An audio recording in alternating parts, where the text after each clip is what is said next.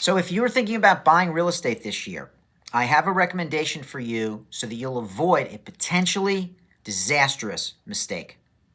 There's a school of thought among some consumers that if you deal with the listing agent directly, that you'll get a better deal.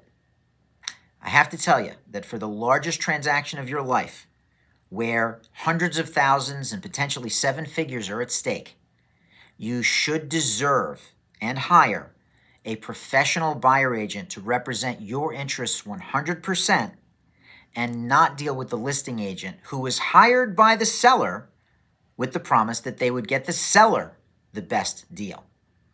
So, for the largest transaction of most people's lives, you want to have professional representation with fiduciary responsibilities to your best interests, confidentiality, loyalty, disclosure, all of your best interests. You deserve an advocate, and you're not going to have 100% loyalty if you deal directly with the listing agent.